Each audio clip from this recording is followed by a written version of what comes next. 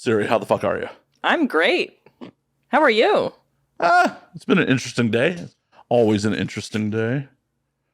We're breaking out the good stuff tonight. The Weller. W.L Weller Special Reserve. The last of my last bottle of it until I go somewhere else where I can find it. Is that hard to find here? Oh yeah. Well, and if you can find it here, it's prohibitively expensive. They're charging over $100 for this bottle. Like, this bottle came to me courtesy of one of my buddies who lives in like southern India and northern Kentucky border. Mm-hmm. And when he came to town, I'm like, oh, if you're coming in, could you grab me a bottle of Weller? And he did. And then I'm like, how much did you pay for that? And he told me that he paid $125 for it. I'm like, dude, I would have never asked you to buy me a bottle that was $125. I was asking because it should be retail price where you live. Yeah. Not gray market. Yeah, that's a little weird. I super appreciate it. I thank you for the gift, but no. Yeah. Like, dang. Don't like, it puts me in a weird spot. Yeah. I wonder how much it is if you actually go to their distillery. It's probably like $40. Well, so this used to be a $26 bottle. Yeah. So everyone fucking discovered it. It was a $26 bottle. And foolishly, years ago, the Walgreens at Sunset and Vine was selling it for retail. And they had shelves of it. And I just took it for granted that it was always going to be there. Oh. So I'd only be like, buy a bottle or two at a time. Like, oh yeah, they always have it. I'll just... Dang. And then one day they changed the head of the liquor department and like had a clearance sale on whiskey. Like people don't buy whiskey, and just, I mean, that clearance sale was awesome because I walked out of there with like $500 worth of whiskey for about $100. Oh my God, that's wild. But after that point, it's just like, oh, you guys have Jack Daniels and occasionally Buffalo Trace. Yeah. It's like normal Walgreens selection at that point. Like, if I had only known. Oh man. I would have bought up their whole fucking inventory. Actually, if I was smart, I would have bought their whole fucking inventory and started gray marketing it around the country. Be like, that could have been my living. Mm-hmm. Could have been my living. But laziness and apathy. That sounds like a lot of work, honestly. Exactly. It really, like, well, with shipping and everything, I'd make like maybe $40 a bottle. How many bottles do I have to move to make it like actually worth my time to do this? And then all the time going and finding the bottles? Well, that's when the Walgreens had like shelves of it. So I would have been okay on that front, but not a sustainable career. Yeah, no. No. But I could have bought more for myself. It's not like it goes bad. Well, cheers. Cheers. Oh, yeah. You're supposed to take a sip after a cheers. I know how to do things. You're on camera. They see that. They see that you're not drinking it. They see it. The audience is like, what? She cheers and didn't take a drink, or I got to cut that out, and now you're causing me post work, or maybe I'll have to cut in a shot of you drinking later in the show. Yeah, right there. Just use the same shot over and over again of me just taking a sip, like super old school porn styles, where like they kept recycling the same penetration shot. Oh my God! Yeah, you're right. That's kind of weird. Film was expensive back in the day. Yeah, I guess. Yeah, valid. And I wonder if those old school performers just couldn't like perform as long. I mean, when was Viagra invented? That is an amazing question that we will find the answer to right now. I feel like it was in the early 90s. That's a guess. I feel like I've seen a commercial for Viagra when it first came out, and I feel like it was 96. Oh, wow. That's way later than I would have thought. Approved for erectile dysfunction in 98. What the fuck were people doing about their dicks before then? Being psychopaths that were just able to get sexually aroused at the thought of anything. That's why there was like 5 dudes that did porn back in the day. Yeah, there's still like 5 dudes that do porn now. Well, that's accurate. There's like 40 dudes that claim they do porn, and then there's like 5 that actually do porn. Yeah. Back in the 90s. Yeah. You had to shoot on physical fucking media. Yeah. And you actually had to get your dick up and keep it up. Oh my God. Can you imagine the pressure? Like, because like every guy in porn has like that moment when, regardless of how like reliable a performer that they are, that, you're like about to get the cum shot, and then just for whatever reason you get in your head or something, and like the dick suddenly doesn't want to work anymore. And then you're like pausing. But like a lot of the time now, obviously, since we're not rolling on actual film, it's digital. And like worst case scenario, you're like, using up card space or something. But usually we just keep it rolling because you obviously don't want to like have everything cut and then have not to start rolling soon enough and miss the cum shot. Like, because sometimes a dude will be like, oh, it'll be a couple minutes. And then he's like sitting there jerking off. And then suddenly 5 seconds later, he's like, oh, okay, all right, here. Let's go. I'm like, as a PA, I'm like about to bring someone else a water. Like, oh shit, out of the frame. Yeah. Jump out of the frame real quick. Like, oh fuck. The guy holding the boom just swings in real quick and clobbers everyone on the head. Yeah. We work in a professional industry for reals. But yeah, the 90s or like before just had to have been absolutely fucking wild. Yeah. I'm glad that I didn't that I wasn't born early enough to be doing porn during that era. Yeah, it sounds like a lot of long days on set. But a lot of money in those days. Yeah. For the top talent, there was That's true. Janet Jameson turned around and like turned her porn money into real estate money, into massive website money, into selling Club Jenna off to Playboy at some point. Wild. So, yeah, it's just like, oh, you are a multi-fucking millionaire off porn. Yeah. I mean, there's people doing that now, like multi-millionaire OnlyFans money. It's true. You hear the stories of the 1%ers in OnlyFans. It's like, it's crazy, but it's honestly so much more work for that same millions of dollars. Yeah, you're doing it all on your own. Yeah. At that point, you could afford to hire a staff, but it's still... Oh, yeah. But it's still not like the same as, oh, I'm a contract star. I just show up on set. I do my thing. I go home. Yes. Yeah. I do Howard Stern occasionally. Yeah. Yeah, it's very different. They didn't have to worry about social media or having to interact with their fan base all the fucking time. That's what I would be curious to experience is like porn performerdom pre-social media. And I'm not like, I don't dislike fan interactions. It's not even about the fans per se on social media. It's more just about the like requirement of constantly being on social media and like making content. And then the fact that you have to do that to be successful in this industry and to gain an audience and stay relevant. But also it is increasingly like fucking impossible to do because of censorship. Yeah. Yeah. Like, oh, hey, all these companies that, really got popular because of adult performers are all of a sudden like, whoa. We got an audience now. We don't need you anymore. Yeah. Oh, yeah, pretty much. I mean, at least OnlyFans now is like they recently like reconfirmed that there's a home for sex workers on OnlyFans for at least the next like 5 years, I think was the quote or something. But I love that they put an expiration date on it. Like, in 5 years. Yeah. I don't even know where that's coming from. So. Well, I'm sure they're like, okay, in 5 years, most of the people that like were really upset with us for almost throwing sex workers off this platform before will probably be out of sex work at that point. They will forget that we made this statement in the first place. It'll be fine. In 5 years, OnlyFans is just going to dry up anyway. Like, they're just looking at like the economy and being like, well, inflation's going to get worse for 5 years continually. So no one will be willing to pay for OnlyFans. So that's why. Well, I don't know. The idea of custom content, I think, will still sell. Hopefully. Oh, yeah. I don't think that's ever going to go out of style. Yeah, there's always going to be people that want the custom stuff. They want the exclusive, moment of your time and all that bullshit that comes with OnlyFans. Or just the hyper-specific fetish guys that know that the only way they're going to see the thing they want to see is if they order it custom made. God bless them. I got a really interesting one the other day. Ooh. Do you want me to tell you about it? No, not. Why would I want to know about someone's disgusting fetish? Of course I want to know about it. Come on, Siri. It's a butt sweat fetish. Butt sweat. Yeah, the request was specifically like, I want your butt crack to be as sweaty as possible. So like wear leggings and work out and like don't specifically it requested like don't shower for 24 hours and just a very, very detailed several paragraphs long description of like the level of butt sweat that the fan wants to see in my butt crack. And I'm like, I can do this. Like, I don't have a problem with like making this. Like I already do plenty of stuff where it's just like showing my butt 2 inches from a camera anyway. It's not really any different to me. But specifically the thing that was weird to me about their request, I guess, is like, how much sweat do you think my actual like butt produces? Like I go pretty hard at the gym.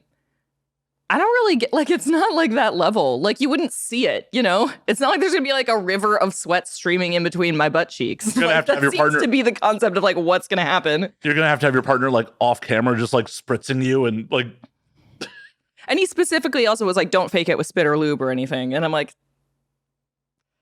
all right, well, you have two options. You either just get the natural amount of sweat that my butt produces, which sounds like you might be disappointed by, or I have to supplement with something else. We'll see. I don't know. He sounds like a refund in the making. Custom, but I'm always a little like iffy about like hyper specific fetish requests, because when someone's that specific about it, my experience as a creator has been the more demanding and specific someone is with their custom request, the more avenues they have to be like, this isn't what I wanted, I want a refund. When it's like, sometimes you're asking for things that literally like camera angles that aren't possible. Like when it'll be like, I can't think of a actual example, but there is a thing that I see regularly with custom requests where it's like, they're requesting a certain framing that literally isn't physically possible. Like they're like, I want you to sit in this way where like your butt's in the center, but like I can, and it's framed like this and the camera's this far away from you, but I also want your feet and your hands and like your full face to be visible. And I'm like, I mean, that's doable. I'm not a contortionist. Like, no, that's doable. You just need like 4 cameras and then like just, kind of have a like montage of your various parts on frame. Like picture in picture. Yeah. All over. Yeah. You just gotta be creative with it. Like, that's I got you, bro. Price goes up to like $10,000 because I'm like, I'm gonna have to buy 4 additional cameras for this. Right, and he's like, oh, it better be at 60 frames a second. Like, you better not shoot this at 24p. 60 frames per second is overrated. Yeah, you use that to do slow-mo. I mean, valid. I shoot pretty much everything at 30. Yeah. Like, it's easy. Mm-hmm. I know 24 is cinematic, but in modern digital cameras, 30 is great. 30 is fine. I for a while I was shooting everything in 60 just because pre-Pornhub being like capped in the knees days, when I was uploading a lot more shit to Pornhub, you would get a special, like if you uploaded a 60 frame per second 4K video, it would just automatically be tagged as such. Like you couldn't choose those tags. The system did it because it knew the frame rate of the video. And you would get like priority placement on the homepage. So your video would get like pushed more by the algorithm. But now it doesn't really matter because Pornhub's lost so much traffic. Well, and really, who cares when they're fapping? Really, you need those extra 30 frames a second? Really? Yeah, I'm not sure who actually cares. Like, I did it to satisfy the algorithm, just like everything I do on social media. But it's one of those things where like, Pornhub's compressing the video. It's not like you're getting out of camera quality on it anyways. It's being transmitted over the fucking internet. And does the 4K matter when you're watching it on a tiny phone screen? Like they can see your pores. So those sweat bros, like, I gotta see every glisten and every pore. Every droplet. I love those fetish dudes. Like, God bless. They want to see like what individual little hair growing around my butthole I missed in my shaving routine, Like they want such high resolution that they could do a cancer check on your moles. Hey, I wouldn't mind that. That's a service. Like I do so much for you guys, the fans. Do something for me. Give me a butt cancer check, please. Like, oh, that mole looks like it's getting a little darker. You may want to go see somebody about that. Last video you posted, that mole looked about 4 shades lighter. Yeah. That would be so wild. But knowing how porn fans are, that pervert would be a dermatologist. Be like, oh, just come see me. Yeah. Come see me. I'll take care of it for free. Yeah, sounds about right. Yeah, like the glory days of porn where it's just like, you go to set, you just leave. None of this. Yeah. You just had to deal with, criminal elements and shady fucking, producers. Yeah. The shady producers are still here, so. That's true. There's still some of those around. Sadly, the nature of the beast and just how the industry keeps getting fucked by the mainstream world, I don't think they'll ever truly be gone. Oh, I don't think so either. Yeah. Because it's kind of like a whack-a-mole. Like, The industry identifies someone shady. Eventually they do something about it, and then a new one just pops up. Mm-hmm. There's always new shady guys wanting to make a living in this industry, for sure. I think this is my opinion as a independent, like, self-booking model, but I think a lot of the shadiness is relevant to the, like, talent agent setup that we have in the industry. It, like, enables a lot of it. It takes a lot of power away from the performers. Well, the problem is I'm not very pro agent, as I've always been honest about. And if agents work like they're supposed to, agents should be a good thing. Mm-hmm. The problem is, I had a performer on recently who was like, yeah, I just got off set and I was talking with my boss. I'm like, stop right there. Your agent works for you. Right. Like, do not ever refer to your agent as your boss. Well, they'll tell girls I'm your boss. Yeah, because they know, like, there's a power dynamic there that they're going to use to their advantage, for sure. And it's so...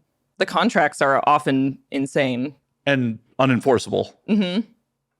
I actually had, I'm not going to say any details, but I was, at one point, since I came out of retirement, I did spend some time talking to different agencies and, like, thinking about it, exploring, and definitely decided, like, nah, this isn't the way. I was like, I don't know, I've been away for 5 years. Maybe it's better. Like, maybe there are agents that are better now. And, but one specific contract that I had, that I reviewed and gave to my lawyer for review, my lawyer, like, immediately, like, called me and was like, don't sign this. This is, like, literally the most exploitative, like, unenforceable contract I've ever seen. Like, I don't even understand how this could have, like, made it past, like, the review board for, like, licensed bonded talent agents. Like, oh, you're assuming that agency is licensed and bonded. They were. Okay. Because not all of them are. Yeah.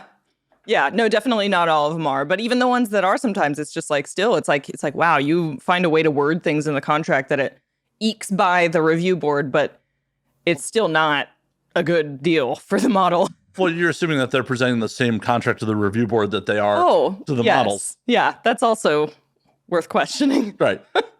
Like, I'm assuming California is not all up in adult agencies' businesses.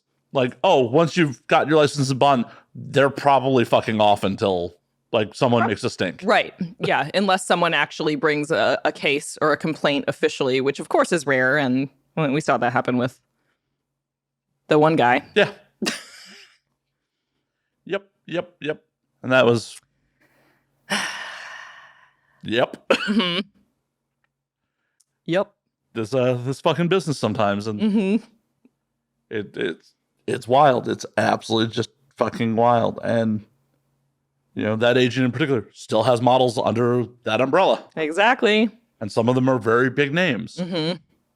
I don't know. If my representative was in nationally covered legal trouble, not sure I'd want to stick around. Yeah. And it's like with that guy, I mean, should we say who? I mean, does it matter? It does, just because legal liability. Oh, fair. Okay. With this particular agent that we are not naming, like, that was my agent when I was brand new to the business for less than a year. I had signed a contract and the agent wasn't fulfilling his end. And, I said, this isn't working out. I want out of the contract. And of course, he tried to hold me to it. And that's when I was like, here's all the ways that I have proof that you have been literally violating the contract on your own end. And I'll just not getting you work, or was he was producers would call to hire me, and he just didn't like me. Like, literally, he just didn't like me, didn't agree with me. He didn't think that I was, like, a sellable performer, even though he agreed to represent me. But that's a lot of agents will do that. They're just like, I can make some money off this girl. Well, I'll never be top talent, but I can make some money, squeeze something out. Also, it's my competition not making money off her. Right. Oh, yeah, exactly. So that's kind of what it was. And, like, once I actually started to, like, make a name for myself, which I did for myself because he wasn't ever really, like, working hard to book me. But once I started getting shit tons of booking requests, he would answer the phone and say, oh, Siri's not available, but this other girl is. And after, like, a couple months in the business with this happening, the producers that I had developed some sort of personal rapport with, who trusted me and, like, respected me, I started having people tell me, like, hey, like, just so you know, I tried to hire you for this and your agent said you couldn't do it and suggested someone else instead. And I'm like, oh, I know that I was available at that time. Like that he literally lied to try to like redirect them to hire someone else that he preferred more. So, or possibly that he could have gotten a bigger cut of their rate. Yeah, possibly. So it's shit like that, basically. And I like had like evidence of this, and I was like, I'll go to the labor board. And he was like, oh, all right, you're out of your contract. I'm going to keep your photo on the website until it was like a 1-year contract or something. He was like, your photo's staying on the website until it's over, though. And I was like, fine. Keep like, because he didn't want anyone to know that I was out of the contract, but I was. Basically, it worked out because my photo was on the website, but everyone who ever hired me knew not to hire me through him. And I just self-booked from then on. So that was my first experience with an agent, which is why I'm like... Yeah, that could definitely sour you on the experience. Mm-hmm. And unfortunately, there's a lot of horror stories that are very similar to that with a lot of fucking performers. Mm-hmm. But the problem with... Hear about it all the time. The problem with the agency system and porn altogether is the average lifespan is like fucking 6 months. So, you know, a lot of people that happens to don't bother to let anyone know about it because they're just out. Yeah. They have a similar experience like, well, I'm just not getting booked. I'm starving doing this. I'm just going to go do something else. Yeah. Or have bad experiences in the biz. Yeah. I've said it multiple times. There needs to be a porno 101. Yeah. This industry just forever, like, yes, in the studio system back in the 90s, like, yes, there were limited spots to be a Vivid Girl. There were limited spots to work for Wicked, work for, like, the major fucking studios. I understand it being super cutthroat in those days. In 2022, there's enough for everybody. Yeah, you may not be making 1% or OnlyFans money, right, but you'll make a living. Well, even with the, like, some top, and I'm not even, this isn't specifically me, like, subtweeting anyone, verbally subtweeting, IRL subtweeting, I don't know. But, so I don't even, like, have a direct example. It's not like I haven't had a conversation with someone like this, where this happened, but I just, other people that I know who are, you know, making their living primarily with their own self-created content have, like, I've just heard so many tales told of, like, oh, I had set up a content shoot with this person that's, like, you know, top 0.1% on OnlyFans or whatever, like this, and it's some person making, like, well over, like, $100,000 a month based on their, like, ranking on OnlyFans, and, like, they're setting up content shoots and they're not abiding by, like, the testing standards, or they're just, like, not doing things that anyone who comes from the studio background in the industry would know are, like, you do this. Oh, I've definitely had people like, I'm just flat be like, so are you getting 2257 paperwork for your OnlyFans content? And just blank stares. Yeah. Like, you know, the federal government can literally just kick in your door and demand your records, right? That's part of making pornography. They can audit you whenever they want. Yeah. That's why on studio porn, it has to say where the records are fucking stored. So they know. Yeah. So they can come kick your door down. Yeah. And come get your records. And prove we don't have a Tracy Lord situation going on. Yeah. Oh, no, but, you know, and the thing about it is you have OnlyFans, The Hub, all these other sites kind of contributing to this because, oh, once you're a verified model, they don't need 2257 every time you fucking upload content. It's like, but you legally do. Yeah. Yeah, you do have to have it. Yeah. And just because the site you're putting it on isn't fucking auditing you doesn't mean that you probably shouldn't cover your ass. Yeah. Just my 2 cents. Mm-hmm. Also, it's just good to have that because, like, look, if you want to, I don't know how many people actually do this in, like, the creator world side of porn, but a really great way to add on to your income in porn is, like, to actually license your stuff to other companies. And you cannot license shit if you don't have valid 2257 paperwork. Like, and if you ever have the opportunity to license it and someone wants to buy those scenes and license them, they're going to ask for that paperwork. And if you don't have it, then you're going to have to go cover your tracks and find everyone you ever fucking shot a scene with and, like, ask them to fill out paperwork retroactively, which is technically not legal the way that the paperwork's supposed to go. But even if you were going to try that, like, good luck. Yeah. Half the people you shot with haven't been in the industry in years. Yeah. And then they also add the fact that if you have someone who becomes born again and it's like, I hate porn, guess what? You don't have valid model releases. They can force you to take that content down. Yeah. 100%. And I've heard of it happening. It's never happened to me because I always get my paperwork, but like, oh my God, it's so fucking simple. Like 2 seconds, bunny ears, paperwork, ta-da. Yeah. The other reason it hasn't happened to me is I just, I'm very choosy about who I shoot content with, and anyone who's a possible future born again convert, What's your born again convert test? How are you? I don't have one. It's just being judgmental as hell. Oh, you're not dropping questions like, so do you believe in God? Maybe. Do you believe in Satan? That's the one. That's the test. It's like, are you a member of the Satanic Temple? Oh, sweet. Yeah, let's shoot content. Atheist and Satanic Temple members only. Yeah. Or entertainment Jews. Mm-hmm. Yeah. Us members of the tribe that are just, are you Jewish? Are we in a meeting? Yes, I am Jewish. Here we go. It's Hollywood. I mean, otherwise I'm an atheist. Entertainment Jews. It's a thing. I like that. Well, like my very first entertainment lawyer is like, are you a member of the tribe? I'm like, and I am Jewish. It's like, right. I'm like, yeah, I mean, I'm never been practicing. I love bacon. I fucking love bacon so much. So much. I'm like, yeah, of course. He's like, there's just something about this biz that, attracts our people. It's true. There's a lot of us in entertainment. Yeah.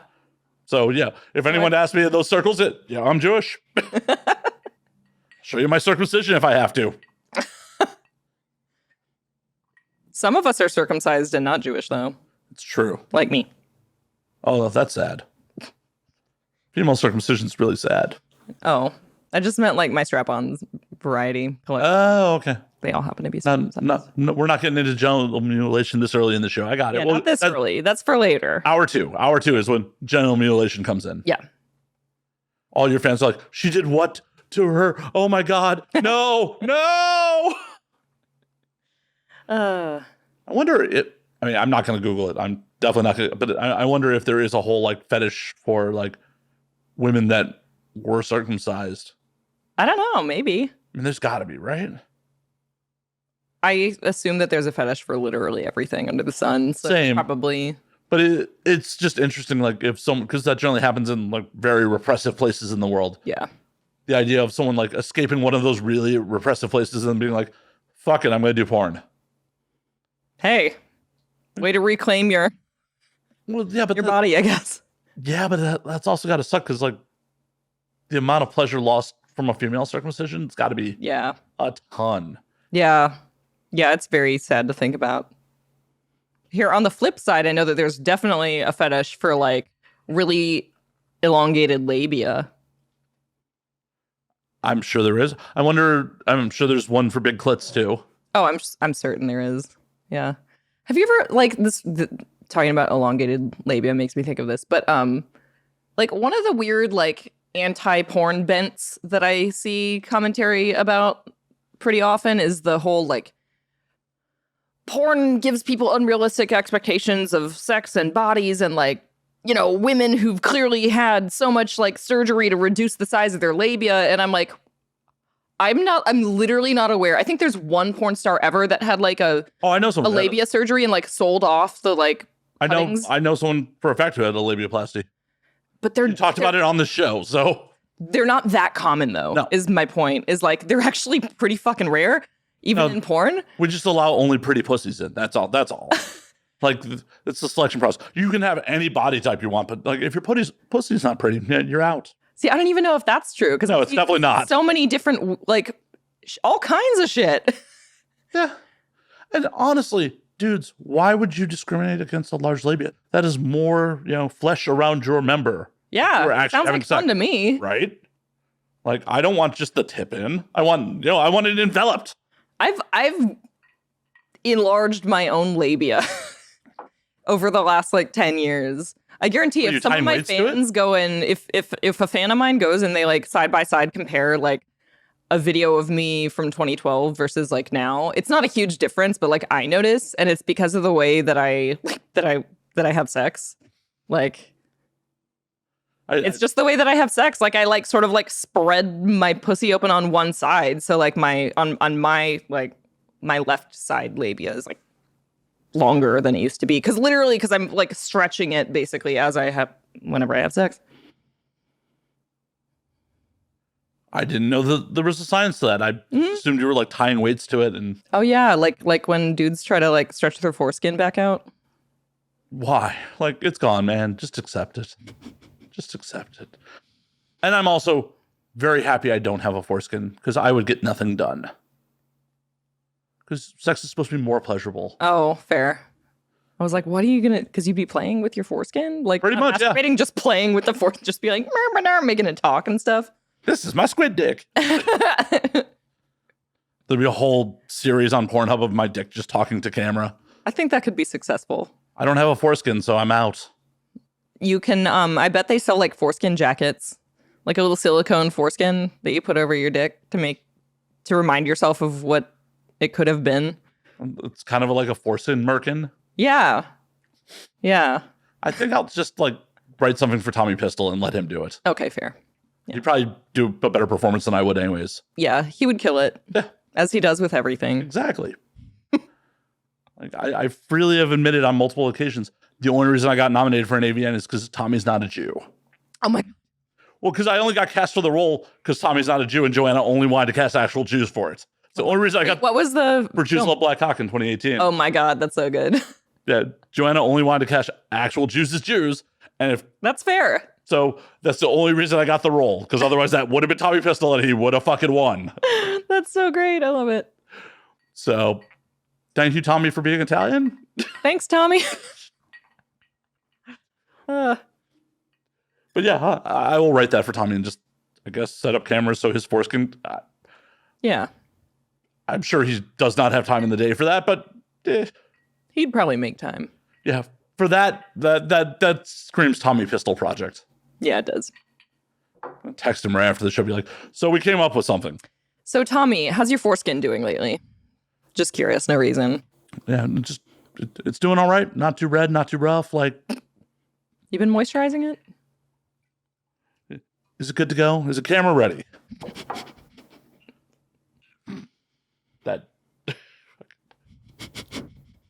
But yeah, and I stand by the fact that I'm, as an adult male, like, happy I don't have one at this point. Yeah. Because, like, fuck, I don't understand if sex is more pleasurable, how anyone gets shit done. I mean, valid. I mean, I also said this about, like, gay men. Like, I don't understand how, like, gay men create art and have all this time to do fabulous and awesome things, because it's two dudes. It's two dudes with... Yeah, that took me a minute. I was like, yeah, it's two dudes. Oh. Yeah. It's two dudes. Mm-hmm. Like, congrats on you, like, for being prosperous and, like, doing well, but it's two male sex drives in the relationship. Like, good on you. I mean, possibly, maybe the most successful examples of that are, like, they both happen to have low sex drives or something. I don't know. Oh, that's sad. It is kind of sad. Like, could you imagine? Hey, that exists. It does, but it's sad. It's sad. It's sad for anyone. Or maybe it's, mental health related and you're on SSRIs and they inhibit your sexual response. That's sad too. Like, like the meds that are going to keep you from, like, doing self-harm and really fucking up your life, then fuck up. Like, I don't understand, like, how antidepressants work when they're like, oh, they cause your hair to fall out and your dick not to work. Like, how is this? Which one does hair falling out? I haven't heard of that. Oh yeah. Side effect. I don't doubt it. I just haven't. I'm on it. I mean, I have been for years, and I've never.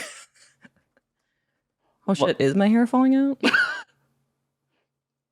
I could be making that up. I swear that was a thing. Yeah, I just know the, like, difficulty achieving orgasm is a side effect, and although rare, hair loss can be one of the most unwanted side effects of taking antidepressants. Wow. So it basically triggers excess shedding. Oh wow. So could you imagine, like, I need this pill to, like, balance my brain chems, but it kills my sex drive and causes my hair to fall out. Like, how is that still working? It makes my dick sad and my head bald. Yeah. All it has to do now is just make me pack on extra pounds, and it's the perfect pill to make me happy. Modern science. Woo! Good times. That would just be horrible. I mean, also, some of like the Rogaine and shit like that, some of the hair growth pills also cause your dick not to work too. Really? Yeah. That's weird. Like, that's a horrible choice. I would rather be fucking bald and my dick work than like, my hair looks good. Yeah, baldness isn't a big deal. I understand, like, look, as someone who treasures my own hair, if I started balding, I would have a really hard time dealing with it. But, you know, the men that I've known who like start going bald at like a younger age, or even like at a later age when it's more expected that that could happen if you have the genetic like predisposition, like it makes me sad that guys get super sad about balding, because I'm like, plenty of dudes are bald and look good. Like, well, they were probably ugly to begin with, and like they're like, at least I have my hair. Yeah, true. I mean, that's what I got going on. That's why I'm wearing this hat. The thing that's sadder than going bald is like going bald and refusing to ever admit that you're going bald, and then you have the dude that like has like I don't know, is there a word for this, like where you have zero hair here and then super super long on the sides? I mean, the Hulk Hogan ring. Yeah, I guess. Yeah. Hulk Hogan was rocking that forever. Yeah. I don't know. I mean, or it could be the skull. It could be the skullet. Oh, yeah, the skullet. Yeah. Okay, that's the word that I was trying to think of. I was like, I know that I've heard a word tossed around for this. If you have dreads and you're metal as fuck about it, it's a thing you can pull off. Or you could be like the dude from the Prodigy and like do the two mohawks. Oh my God. That actually kind of sounds funny. Well, you remember that dude, right? No. You don't remember? I'm trying to imagine what it looks like because I don't know who you're talking about. Oh, dude. The Prodigy? Is that a band or a TV show? Oh. What kind of band is it? Kind of music. Oh, it's music? Oh, cool. Electronic music. There was a word that was supposed to go with music. Oh, I talk for a living. Whoops. It's music. It's like electronic dance music. Oh, no, I have heard. Okay, yeah. Oh, my God. Their big hits were like Firestarter, Breathe. I'm sure I've heard. I'm sure you have. Yeah, I'll probably end up playing that in the drive home. I can't believe I just... Well, that's stinging because I can't remove it. Yeah. I mean, just... they play music. Like, they're a band. But yeah, you're just being super sarcastic with me. Nope, that was a legit flub. I'll own that. That was just me like, I'm Googling words, fuck. Music. Yeah, they were big in like the late 90s, early 2000s. Yeah. Would they have had a song on like Tony Hawk Pro Skater? No. Is that not the style? Not they were, though they had like kind of a punky image, they were definitely not like punky enough of a band to be on like. Though the video for Breathe is, I remember seeing it, and it's got to be like 99, and just being like, wow, this is really fucked up, MTV. Cool. Sweet. Yeah. I'm going to have to go look at that video later. One of their other big hits was like Smack My Bitch Up. Like, that's the chorus, like, smack my bitch up. The 90s were a wild time. The 90s were a wild time. Did you watch that Woodstock 99 documentary? I did. Oh God, that was good. That was so good. I'm old enough that I know people that actually attended. Yeah. Friends of mine went with their parents to Woodstock 99. Like, bah. That's really cool. Their parents be like, yeah, we're going to take you to this music festival, like clear across the fucking country. Yeah. And then be like, oh, by the way. So just like, it'll be like the original Woodstock. Well, hell, 94 went off with relatively without a hitch. Yeah. Like, besides people stealing, like breaking in and not paying for tickets, 94 relatively went off well. 99, What a shit show. Literally. Yeah. Literally a shit show, yeah. Well, and part of the shit show from 99 is in 94 it rained, so there was like what they called mud hippies. Like, people were rolling around and like and throwing mud. Like, Green Day famously had like a mud fight with the audience during their set. So people wanted to recreate that during 99, and they realized they were literally rolling around in shit. Oh my God. It's horrible, but it's also very funny. Yeah, people didn't have the wealth of human knowledge in their hands at that point. They're just like, oh. And I guess they were just too drunk to realize that it smelled like poo. I'm assuming that whole festival smelled like poo. Probably. Yeah, that's a good point. If everything just smells like poo from the second you walk in, how are you going to know when the poo is what smells like poo? Right. You have flooding porta potties. You have people just out there sweating all fucking day. Like, medieval peasants probably smell better than festival attendees at that show. I've never been to a music festival ever. Really? Of any sort. Yep. Nope. I have on more than one occasion, actually most recently this summer, bought tickets, sometimes very expensive tickets to a music festival, and for one reason or another, either sold the tickets last minute, or like in one case I had bought like VIP, like full backstage, like whatever tickets to this. Was a smaller music festival, but then I literally I bought 2 tickets, and between the time when I bought the tickets, because I bought them far in advance, and the actual festival happening, the dude that I had been dating, and we broke up. So then I had to ask all my friends, and no one was available to go with me. And I was just well, I'm not going alone. So I just sold them and didn't go. So I've had so many times when I've tried to go and wanted to go, but it's never happened. See, that could have been an auction for a fan. That could have been Oh, this was when I was retired from porn. So there was no. Oh, what you think your fans just dried up while you retired? To be honest, I kind of assumed that that's what had happened until early 2020 when I Googled myself and found my subreddit and was oh, I could have made this very, very fucking profitable for myself. Shit. Which festival was it, by the way? It was one in Louisville, Kentucky. I don't even remember what it's called. What's the type of music? Forecastle. That's what it's called. What type of music? They get all kinds of bands. I think the year that I had tickets, I was super excited. It was Modest Mouse and Weezer were the big headliners. And I was very excited because Weezer was one of my first ever concerts. And I was a giant Weezer geek as a teen. So yeah, I was really excited to go, but then I ended up not going. And still, now I've never been to one. And I'm But then I watched the Woodstock 99 documentary and I'm I don't know that I want to go to a music festival. Honestly. Sounds fucking terrible. Honestly, even when music festivals go right, I still hate them. Yeah. Because at the end of the day, 9 times out of 10, the band I actually want to see is going to get a 15-minute set. Yeah, so that's not something I never even considered about it. Is how long are they actually playing? Unless you're a headliner, a lot of times the smaller bands down the 15, 20-minute sets. So they're playing 4 songs. Yeah, 4 or 5 songs. Wow. Cool, I saw them. And you're in with a sea of people, and depending on how the festival's set up, you're walking literally miles between stages. Yeah. And then sometimes you have to make bad executive choices oh, well, 2 bands I want to see are playing at the exact same fucking time. Which one am I gonna go to? Oh, so that would kill me. And then, oh, well, I watched their set. It was fucking 4 or 5 songs. Cool. Yeah. I paid hundreds of dollars to see this band because I most times don't care about headliners. Yeah. Not to say that I haven't had fun when I've gone to Riot Fest in Chicago, but given the choice of going to a music festival and there being all these bands or seeing one band I really want to fucking see do a full set at a venue the size of the Fonda where it's 2,000, 3,000 people, I will take the Fonda any day of the week. I hate stadium shows. The idea of going to a fucking stadium to see music is just horrible on every fucking level.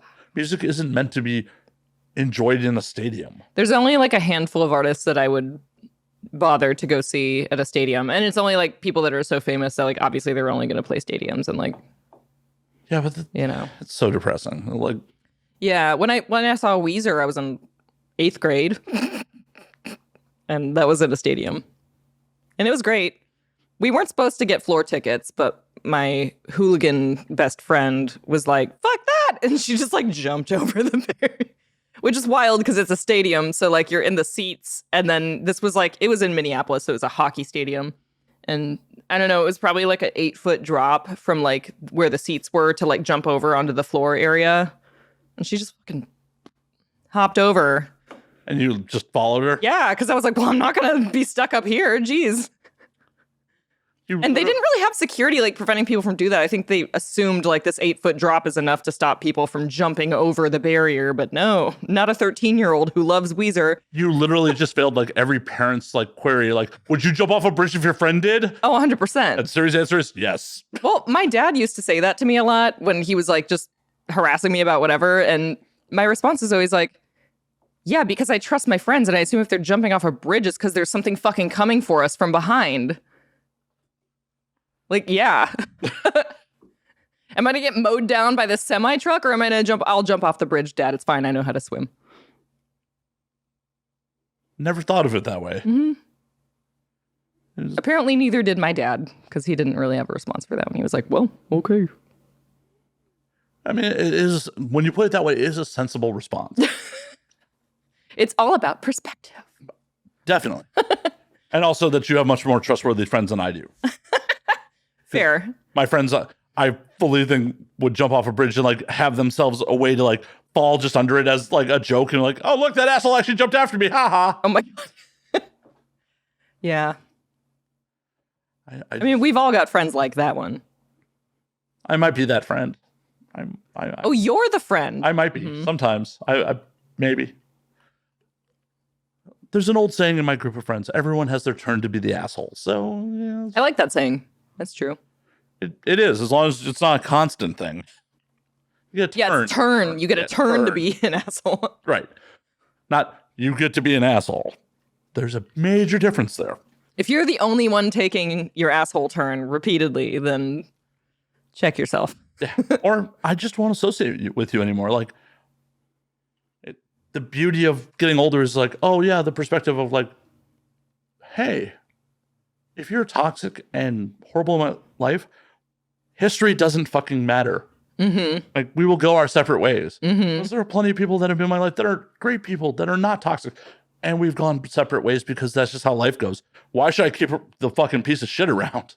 Yeah. Tell that to a teenager. And oh no, your world's so much smaller when you're that young. You don't really have the concept of like, people grow apart and like, yeah, you can be super close with someone and it doesn't mean that you're going to be closest, bestest of friends for your entire lives. Although that happens to you and that's great. it does, but yeah. one of my oldest friends that I've known since I was 7 years old is married with 4 kids. I still have a lot of love for that dude, but we are in very different places in life. Oh yeah. Like, I can't relate to the idea of like, oh, hey, I'm going to foster a kid. Like, you have 4 of your own already and you're going to foster another one? Okay. Yeah, there's a different like, because I have some friends who have kids and I'm a very committed child-free person. Cheers to that. Cheers to that. Oh, now I'm going to drink it so you don't have to reuse the clip of me. I still think it would be funnier if I just keep reusing the same clip of you drinking. Just over and over again, just like very obvious cut. But yeah, like my friends that have kids, I'm just like, that's so much work. I couldn't ever. Also, like, I don't know how this is enjoyable to you. The kids are cute, sure. Tricks of brain chemistry is how it's enjoyable. Yes. Yeah. Like, literally different brain chemistry. Well, it's how people enjoy toxic relationships till they realize, like, oh, the brain chemistries are tricking them that this is okay. Yeah, actually, yeah, it's like the reward, like, punishment type thing. Yeah. It fucks up your brain. Yeah. No, that totally makes sense. I had a very, very toxic relationship in my past that once I finally got out of it, I was like, oh my God, like, it's wild how your brain does, like, fuck around with you. Yeah, because if it wasn't triggering something in your brain, there's no reason that a reasonably intelligent human being would stick around in that garbage. Yeah. But something in the brain like, I love them. They're the best. And then the minute you're free of like, oh my God, what the fuck? Holy shit, all my friends are right. Every last one. Oh my God, what have I been doing with my life? Oh no. It's the fucking worst. And as long as you learn from the mistake, it's okay. Oh yeah. Oh, I learned from mine. Good. I tell myself I do, and then sometimes I don't. Well, sometimes you learn from the same mistake a couple times before you really, really, really learn. Sometimes lie to myself and be like, oh no, this is different. This is a different person. This is not the same circumstances. Like, yeah, these are some of the same toxic circumstances. Shit. That's when you can practice that cutting the toxic people out of your life. Fun stuff. I thankfully did that like with an ex right at the beginning of right before the pandemic, and I held out the whole pandemic and did not reach back out, and I'm very, very happy about it. Yeah. Whew. That's beautiful. Yeah, because I know a lot of people were reaching out to exes during. Yeah, that seemed to happen a lot, didn't it? Yeah. I blame it on lack of genital stimulation for a lot of people as they're sitting at home. Yes, this makes sense. It's just like, oh man, that person stimulated my genitals all right. I wonder what they're up to. Yeah, I was very, very glad once we got into the height of the pandemic and shutdowns and everything that I was not single. I was very, very happy because I just saw like my friends that are single were just like, well, another day alone locked in my house. Yeah, there was a lot of that. I also like just hooked up with some people irresponsibly. Yeah. Like definitely. You got to do what you got to do. Well, yeah. There was definitely a couple of girls who just like, what are you up to? I'm like, nothing. It's the pandemic. Mm-hmm. Mind if I come by? Yeah, come by. And then, post-nut clarity, you're like, wow, was this orgasm potentially worth dying over? And not in a fun way. Yeah. Yeah. This is like pre-vaccine days. And even. Yeah. Yeah. Oh, God. Whew. Fun memories. Like, I could have died in a very horrible way for this orgasm. Shit. So what are you doing next week? I already pulled the Band-Aid off. That's like the post-nut clarity, post-nut declarity. I mean, the nut builds pressure back up. Yeah. It reloads. What's the window of post-nut clarity time here? About an hour. Okay. About an hour. I had some very profound moments of post-nut clarity, just like, oh, this is definitely not where it should be. Like, I'm not going to bore my audience with one of them because I literally told a story of, oh, wait a minute, was that off air? I definitely told the post-nut clarity story last night, like with my guest that was on last night. And I don't remember if it was on air or not. Well, it was a sad moment. The cliff notes were, I was hooking up with someone that had a lot, like, sweet person, but had a lot of tendencies that just drove me fucking insane. Okay. Like, I don't think they were intentional. I just think that we're fundamentally incompatible people. Mm-hmm. And I got called over for like a late night booty call, and my self-respect, because I had already driven to the valley to get laid, I did some things that I did not feel were worth like my self-respect. And like after I came and I was sitting in her bathtub with the shower running on me, like, why am I here? I should have gone home.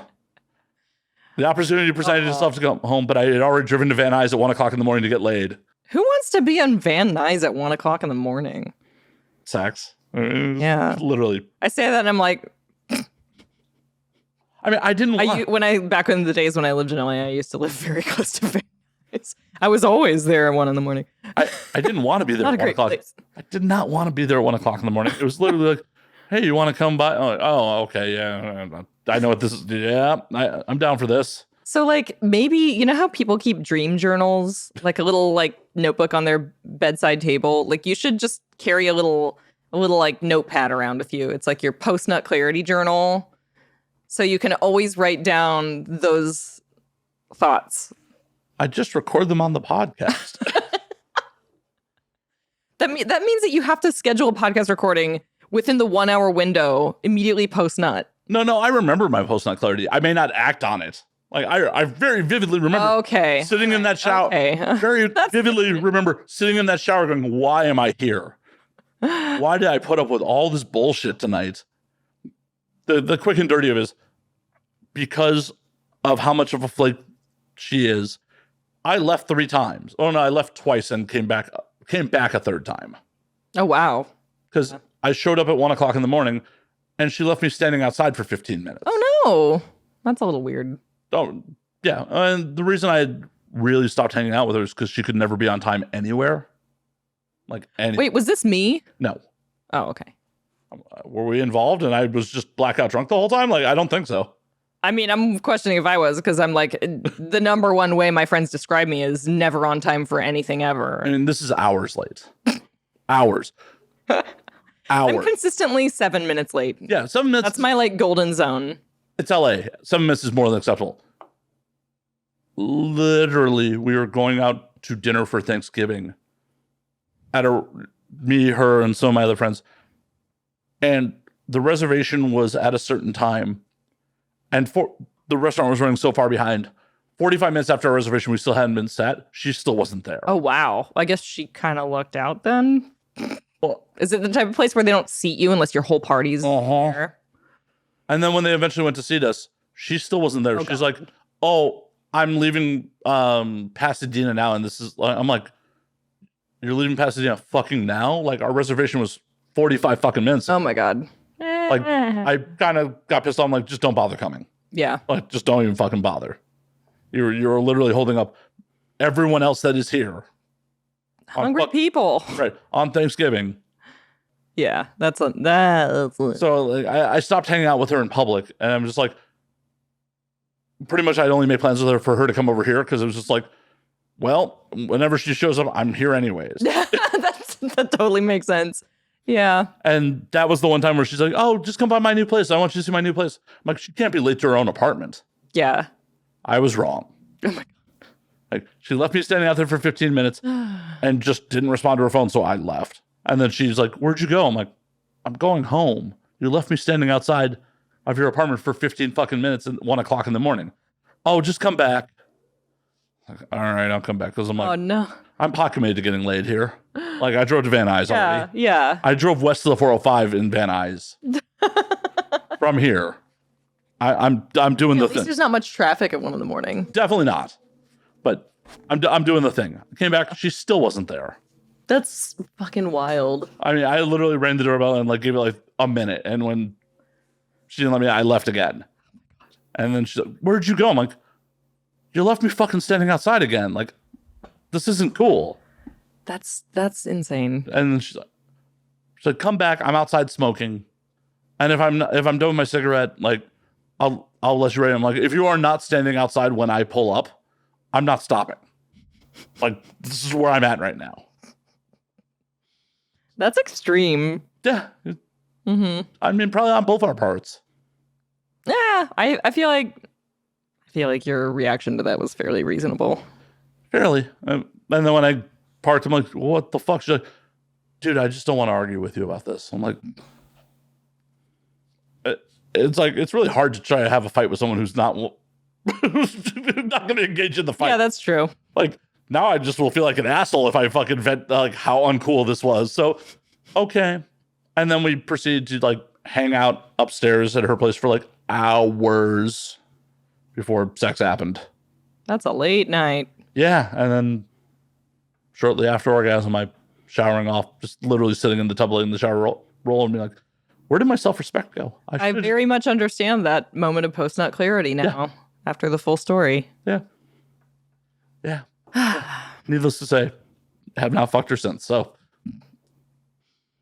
yeah, might be a good decision. It's probably a good call. Probably a good call. So I stand by post-nut clarity is a real thing. It is for me too. Just to throw in, like, yep. Oh, do you got a story for the class? Women get post-nut clarity too. I mean, yeah, I don't have any like really hyper specific recent examples. Because I mean, they could be old ones. Yeah. There was some questionable hookups that I had when I was in college, you know? One was a guy... What made them questionable? Well, one was this guy that I met online, and we had organized like a meetup specifically just purely for sex. Like, it was very much on the surface. Like, we're going to hook up and just like meet so we can have sex. And... There's nothing wrong with that. No, that's fine. That's fine. That's not the thing that I mean, an issue. That wasn't me trying to confirm that for you. More for the audience. If they're like, oh, I can't believe she met a dude online, just have like, no, that's fine. That's normal. That's very normal. Fine and normal. Also, like, between two consenting adults, fuck off if you have a problem with that. Yeah. No, the thing that was kind of weird about it was like I went to his place because I was like, I don't want to bring you to I had like 4 roommates at the time. I was just like, no. But we lived in the same like college town, which wasn't very large. So I went to his apartment and like he answered the door and he was like, my roommate's in the shower right now. Like, be quiet so he doesn't hear you. So we went and had sex in this guy's bedroom while his roommate the whole time, like literally was like there for maybe 30 minutes. His roommate was showering the entire time, which is also weird because I'm just like, who takes a 30-minute shower? Especially like in LA? What the fuck is your water bill? That's insane. Okay. Damn. I like to be comfortable. I like to relax. I'm a fan of long showers, but I live in a place where there's not a water shortage. So I don't have to think about it. Well, the beautiful part is like the water bill's divided between the whole building. Oh, that's nice. That's rare for here too, I feel like. Yeah, so it's nice. I'm just fucking my neighbors more than anything else. Yeah, absolutely. Fuck those neighbors. Enjoy your showers. I do. So the other thing that was like kind of just the reason, that kind of the biggest reason aside from the roommate being in the shower the whole time, which for some reason just weirded me out, was that the guy, like, he was a college student and like, I mean, I guess based on age, he was my age and I was like 19 or 20 at the time. So I'm like, he couldn't have served in the military, I wouldn't think, unless he was like joined when he was 18 and did basic and then immediately got like discharged or something. I mean, but he had fucking like military shit everywhere in his bedroom. Like I don't even remember what branch it was, but it was probably like Army or Marines or something. But there's just like military shit like all over like posters. Like I was like, are you just like, did you get your room decorated by someone who's a recruiter for the US Army? Like maybe he's just a big Call of Duty camouflage, everything. Like, and it was fine. Like he was respectful. It was fun, the sex part. But like immediately after the sex was done, I just like looked at around the bedroom and I was just like, ugh, what am I doing here? Okay, time to go. This man is going to try to marry and impregnate me if, most military. Yeah, you get those extra benefits. Yep. That increase in pay. Good deal. Off-base housing. Mm-hmm. You were his. What a treat. You were his key to fucking freedom. Yeah. Damn. You probably did the right move by running away. Well, I'm sorry, Ryan. I don't remember I feel like his name probably started with an R, but I have no idea what it really was. So I'm just calling him Ryan. It's okay. Like, I feel like you're a weirdo if you can remember all your partner's names. Mm-hmm. Like, anyone who can remember, like, the name of everyone they've slept with has not lived a good life. I mean, like, yeah, if you, I mean, granted, I feel like there's plenty of people who don't sleep with a ton of folks and are quite happy with themselves and their lives. And I'm like, cool. Yeah, they just don't know what they're missing. But yeah, I also don't think that there's anything wrong with like enjoying yourself and having a lot of fun sex and like, yeah, if you don't, I don't remember I remember the names of all my co-stars that I've worked with. Well, you're a rarity. That's different because it's a different headspace when I'm performing and when I'm in front of it's like there's more of a like in the moment like consciousness happening, I think. I mean, I know some performers who just put together a spreadsheet so they didn't forget, but that's great. That's adorable. Well, it's also just like in case of infection, like they could easily trace back. Yeah, that's valid. I don't know if I used to do that because I don't work in studios often.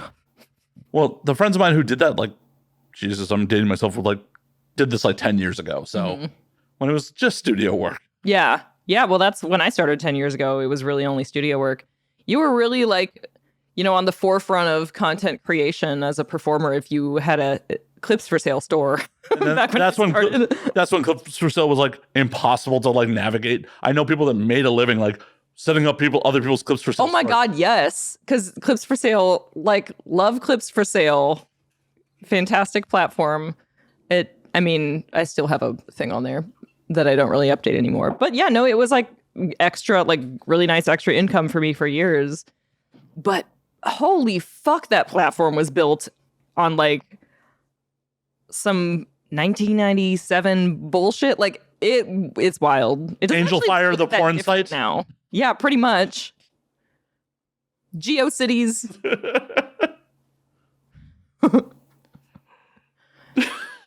So ridiculous. Like, how are you doing transactions for probably millions of dollars site wide and still not updated to something much more user friendly? Come on, guys. I mean, granted, like that, the way that website is laid out, though, it's like it's a lot. I feel like, yeah, that even if I had the money to do it, I'd be like, nah, do I really want to? Oh, I don't want to. Right. Just think how much Sounds boring. How many more people would have had clips for sale sites if it was easier to set up? If people understood. Yeah. Yeah.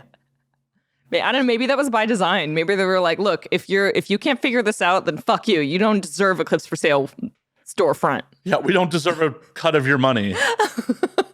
That's a bad business model. I'm just putting that out there. That is a bad... I will say, based on what I've heard recently from people trying to get into the OnlyFans game, it doesn't sound like a whole lot easier.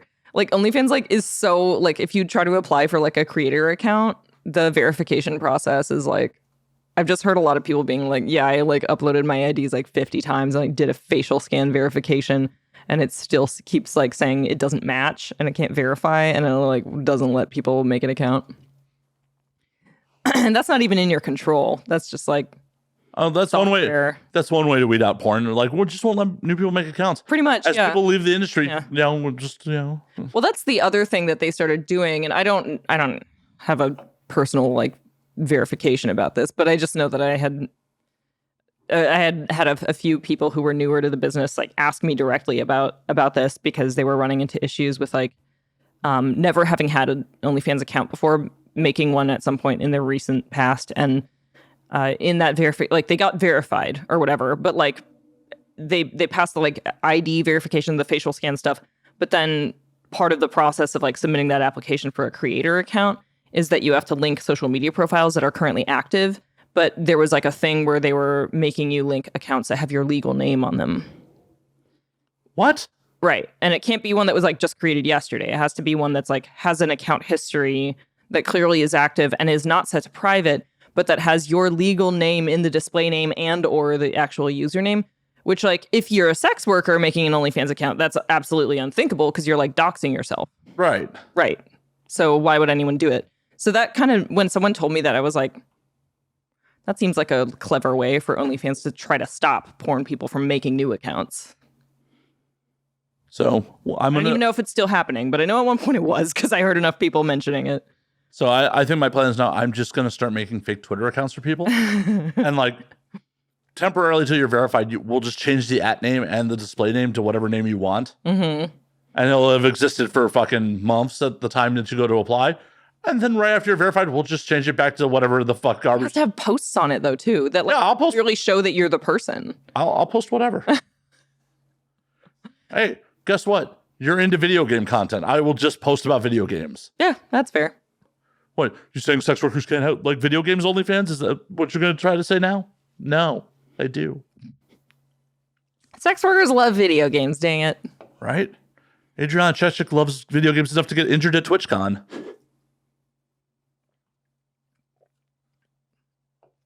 I just thought of the video and I'm physically hurt now. Yeah. So fucked. Yeah, it's fucked. It's absolutely fucked. Like the fact that like Adriana and Twitch must be cursed. Like the fact that like they banned her from like Versus and all that, like discriminated against her a bunch and then injured her. Like right. I don't. It's Adriana, go to YouTube Gaming at this point. I saw she tweeted about that the other day. She was like, "Should I go to YouTube Gaming?" Yeah. I don't even know her personally, but I saw it. I didn't reply to it. But I just saw it and I like in my head out loud, I was like, yes, you should. They won't hurt you. Like Twitch is obviously an abusive partner at this point. Like as someone who's streamed on Twitch for, I guess, a couple years now, because I started in COVID, early 2020. Yeah, I don't love that platform. I worked really hard to get partner and then I got it. And then I was like, oh, okay, well now here we are. Like it's cool that I have the little check mark and stuff, but like, there's not really much incentive on like. Well, especially because they got rid of the good split for you guys. Oh yeah. That's part of it for sure. Like, oh hey, the point of grinding the fucking partners, the better monetary split. Oh, we're just gonna get rid of that. Like, cool. So, and I still Twitch stream. Come see my community streams on Thursdays, people. You're like in the middle of shitting on Twitch. By the way, remind you all, come watch me on Twitch. I'm still an affiliate. I like Prime subs. It's a platform that has shit discoverability. Unless you're a top tier creator, like they don't promote you. Mm-hmm. And it's just fucking hard to stay out from the noise. It's very similar to like being a starting off OnlyFans creator if you're not famous in another fucking platform. Mm-hmm. I've been thinking about making the jump to YouTube gaming because it's just like I know how to game the YouTube algorithms at least a little bit. Yeah. And the fact that like YouTube promotes the fuck out of shorts these days. Yeah. And I mean, isn't there just generally better discoverability on YouTube for all forms of content on there? Like, as long as you are tagging it and setting up your SEO properly, 100%. Right. Because YouTube is a search engine. It just is. I mean, I literally posted a clip of one of my guests telling people on this show that she wants Bert Kreischer to love her. And it did something like 5,000 views. Who was this? Ginger Gray. Oh, okay. I don't know her. There's just so many porn stars who like love Bert Kreischer, though. Oh, the fun fact. I posted that same clip to Instagram earlier, and Bert saw it. I guess I should reverse that. It's like also that Bert Kreischer loves so many porn stars is probably really what's going on there. Probably. They're just loving him back.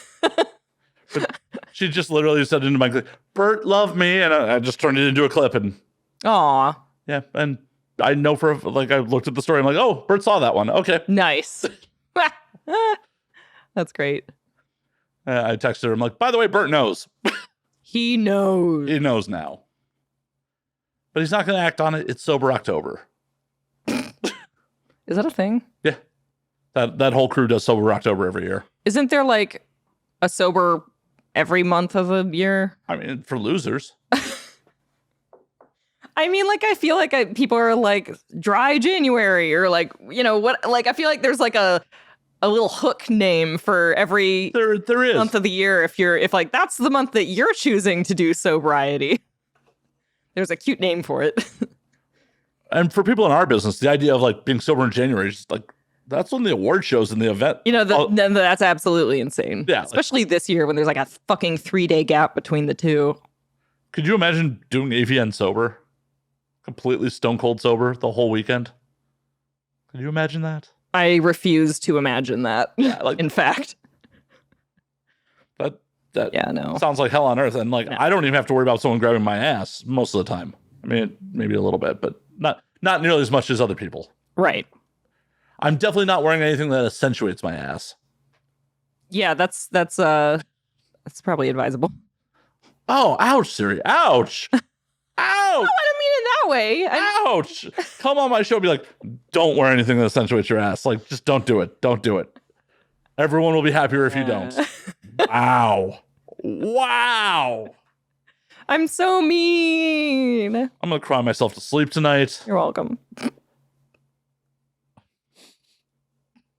I can't show my ass off. Siri says I can't. Are we allowed to pause recording so I can go pee? Of course. Okay, because I'm about to pee my pants.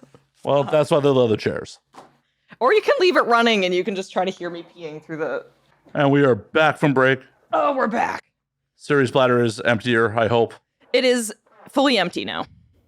How about your bowels? Are your bowels okay? They're great, yeah. Okay. My bowels are doing really great. I have an anal scene tomorrow, so they're excited for that. They're just quivering in anticipation for your anal scene. They are. They're just full of electricity. They're like, it's happening. Oh, don't shock your co-star now. I mean, I'll shock him with my butt talents, but... Oh, well, I mean, if your butt talents are actually having an electrified asshole, like, that would definitely throw some talent off. So there is, like, I just got a neon wand. Have you heard of that? Oh, yeah. But I know exactly what it is. I don't have the attachment. I want to get the attachment that, like, it's like an electrode thing that you wear so that whenever you touch someone, like, just any part of your body will, like, electrify them. Because then I would literally have an electric butthole. I mean, you just want male talent to fail, huh? Can you imagine? I think it's pleasurable. Not It's not like you're being like violently shocked. It's more of like a little like. Bzz, bzz, bzz, yeah, but I don't know. If I stuck my dick in someone and all of a sudden like, what the fuck? Or I would have an orgasm that might send you to the moon. I don't know. Exactly. Full on like first scary movie, just get launched to the ceiling.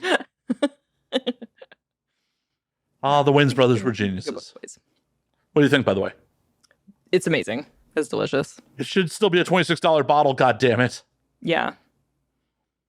Yeah, I'm gonna have to look and see what this costs like in Louisville, because I'd be very surprised if it costs even nearly that amount. It's distilled by Buffalo Trace, so it's made in Bardstown, which is very, very close to me. Yeah. I'm taking a photo so I can remember. And if you get a cheap supply on it, we could be real good friends. Mm-hmm. Yeah, I would. I'm always overweight in my suitcase, so I don't know the likelihood that I'd be able to get it in a suitcase. But I do usually make a drive out here for a longer trip. Well, how many bags are you bringing? Usually 2. Well, it's only fucking $65 for a third bag. It only goes 25. It goes 35, 45, 65. Oh, I always fly Southwest, so it's 2 bags free. But then if either of them are overweight, it's like $75. Right, and I think even the third is just $75. Okay, that's fine. 75. If it's full of bourbon, I'll make profit on that. All right. Also, get off Southwest. Fly No,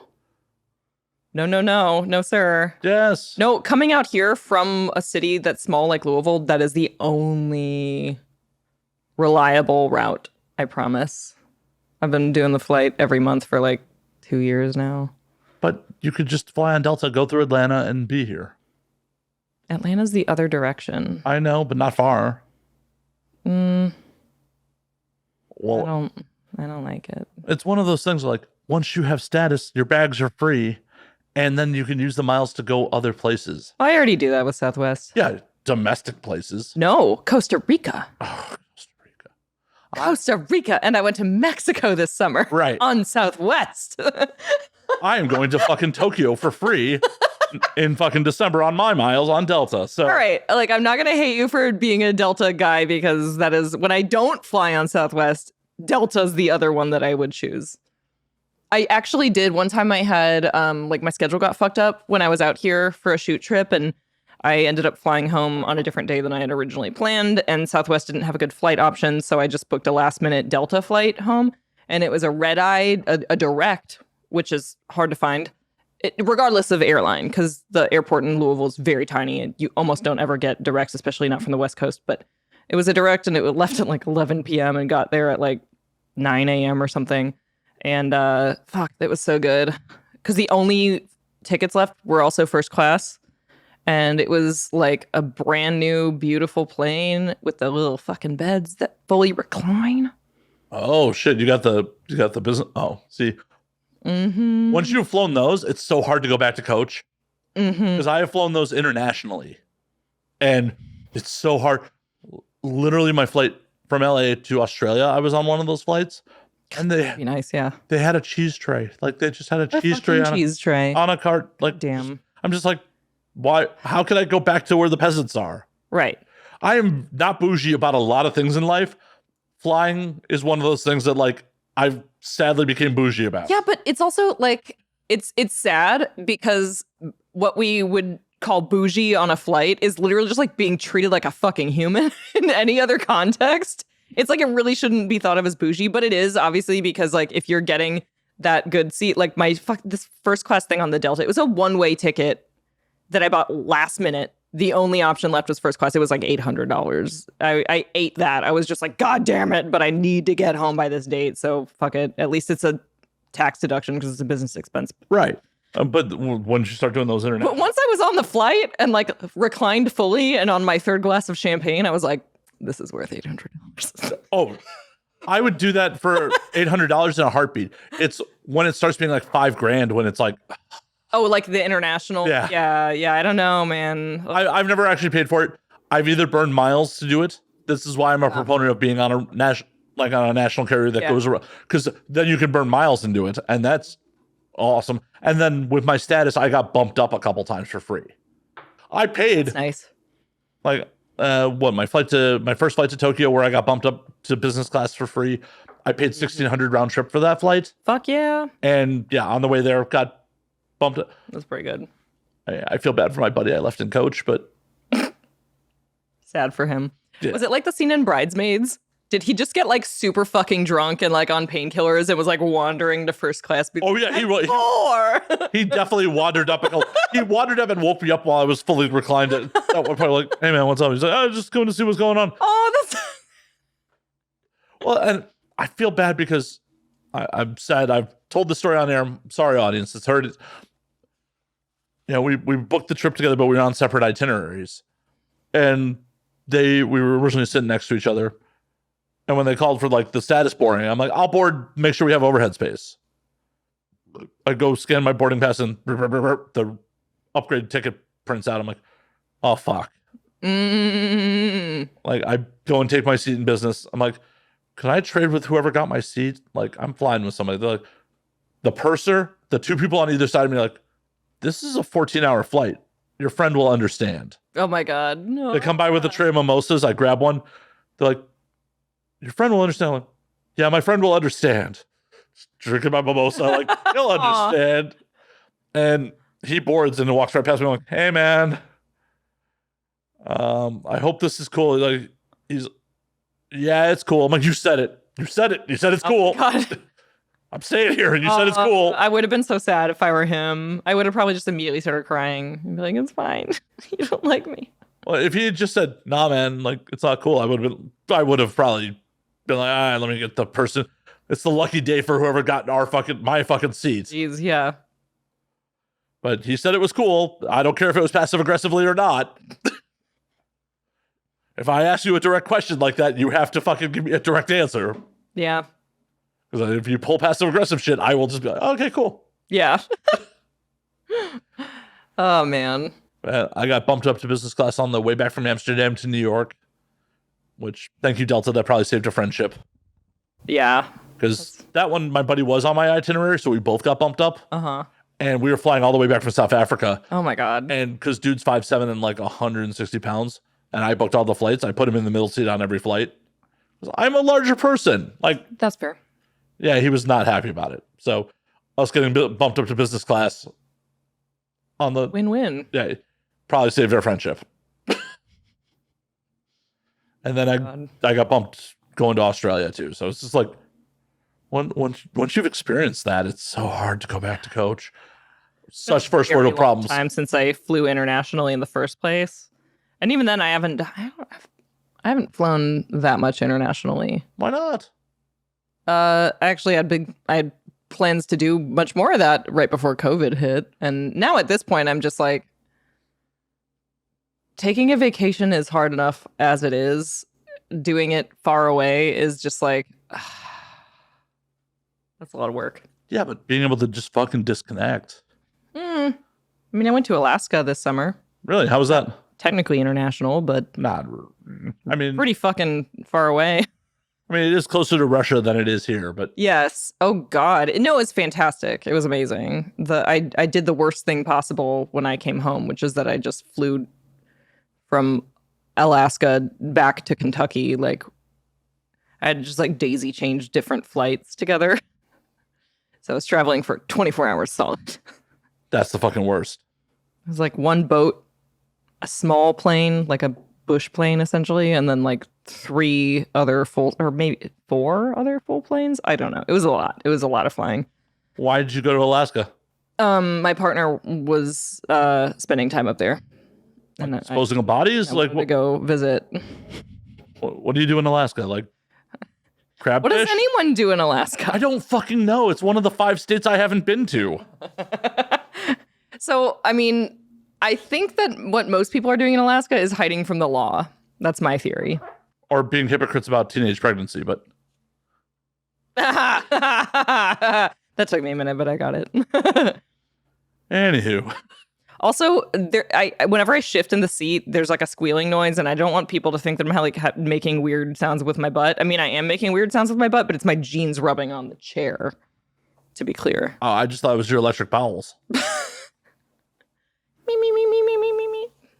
It's like full radar noise coming out of my butt. It's fucking up the electronics. Like, every time you touch the mic, it sounds like it's grounded. Like, no, but seriously, like, what were you guys like? What'd you do in Alaska?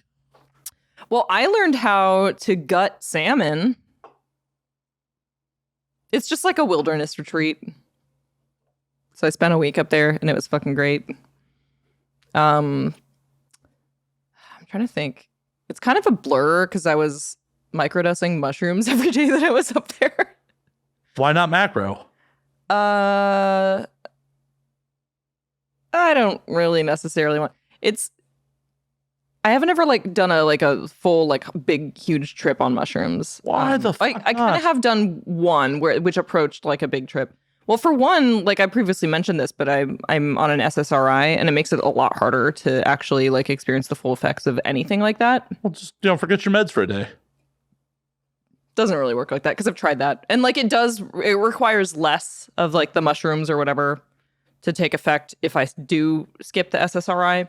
But it's just not like the dosing's not reliable. It's hard to know how much would even affect me. So, but for whatever reason, microdosing actually has a noticeable effect. Hopefully you can get to a point where you can just microdose and not need SSRIs since, psilocybin's supposed to help with that shit. Yeah, that's true. That's kind of why I started to get into it because I was like thinking about like, hey, this is like a nice thing to supplement or maybe eventually replace. I don't know. Like, I'm not like anti-pharmaceuticals, but I also like the effect of microdosing. So I'm not like a net positive to me, whereas the SSRI is like. I'm not anti-pharmaceuticals. It's just the fucking side effects, as we previously discussed, potential side effects. Oh yeah, the side effects suck ass. Right. So I would rather just do a lot of shrooms. I'm fortunate now that I'm on an SSRI that I've been on for a few years that has really no noticeable side effects at all. Even if I forget or like run out because I didn't get the refill soon enough or something, like even withdrawal symptoms are like hardly noticeable at all, which is rare. It's also like the lowest dose of it, so that's probably part of it. But I've been on a lot of SSRIs in my life, and none of the ones I've been on in the past were like that easygoing for me. So I'm kind of like, yeah. That's awesome because like I don't know what flavor of antidepressants like some family members have been on, but like they definitely turned some family members of mine like kind of into zombies. It was like, oh, no lows, but definitely no highs either. Yeah. And it can be wild. And I think the dosage is relevant for sure too. Well, and when they tried to get off them, like they could not go cold turkey because it would possibly kill them. Jesus Christ. I'm not sure. I feel like I want to say like Wellbutrin is the one that I've heard a lot of horror stories about, especially with like getting off of it. I didn't delve deep into like, oh, let me go look at your pill bottle real quick. Yeah. I just saw the effects. Very scary. Yeah. I've had a bad trip or two in my day, but like nothing like that horrible. Yeah. The pandemic, one of the things the pandemic has definitely done for me is made me a giant proponent of mushrooms. Like I've probably done more mushrooms in the last 2 years than I had in the last 10. Yeah. I feel like a lot of people got really into mushrooms during the pandemic. And I'm like, yes, I love this. Let's all bake bread and eat mushrooms.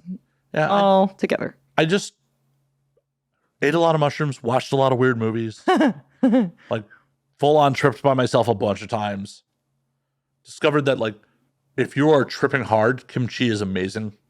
Really? Yeah. That sounds great. I mean, I love kimchi generally, so yeah. It's just like while I was tripping, like the texture and the spice of it was just magnifique. And it was a discovery of I'm tripping hard. I'm kind of hungry. I don't trust myself to cook right now. What do I have available? I have a giant jar of kimchi. There we go. There we go. I'm like, oh, this is fucking great. Yeah, it sounds good. I could get into that. Note to self, buy giant jar of kimchi when I get home.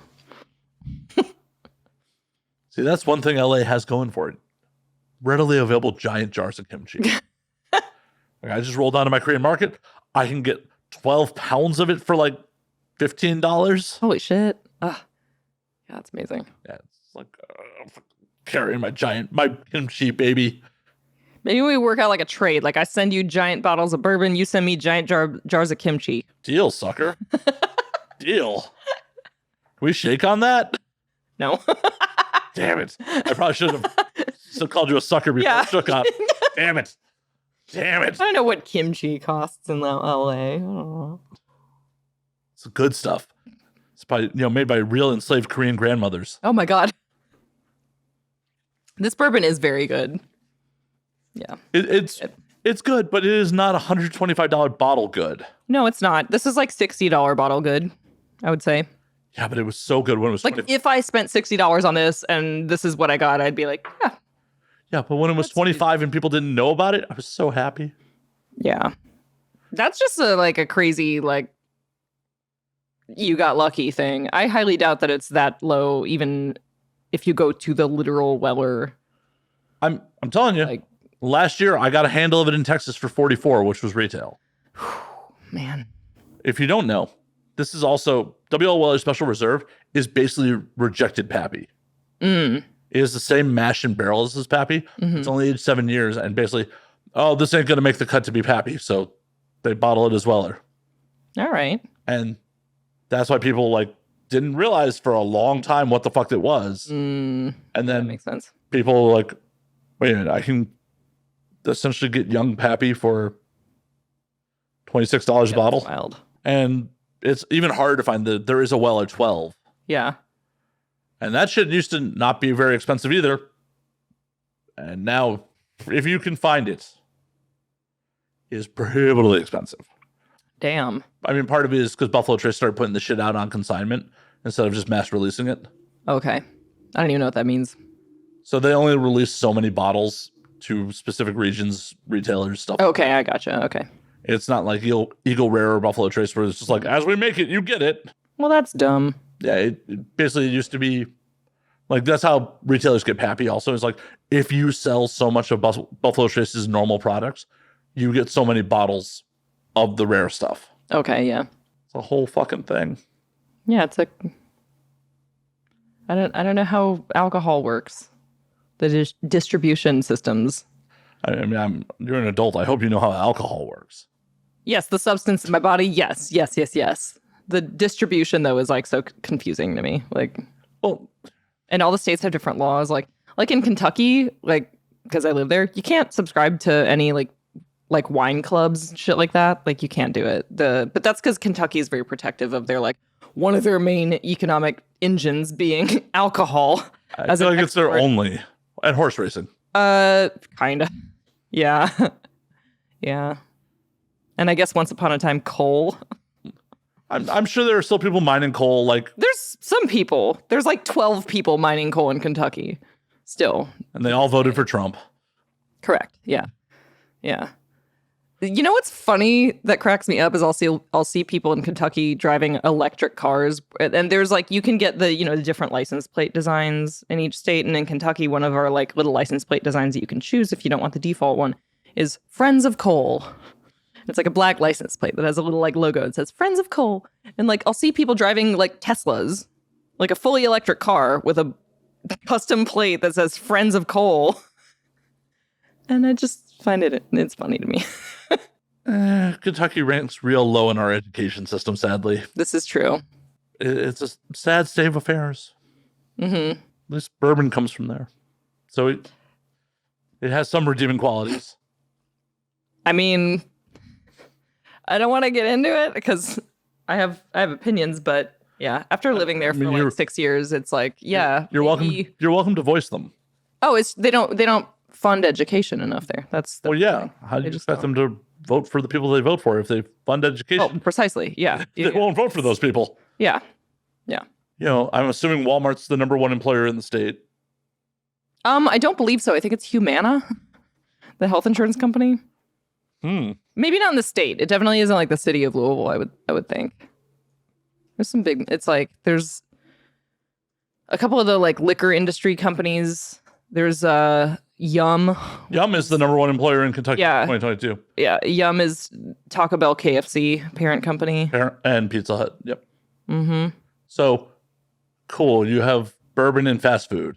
I have a friend who's knows someone who worked at Yum for a long time.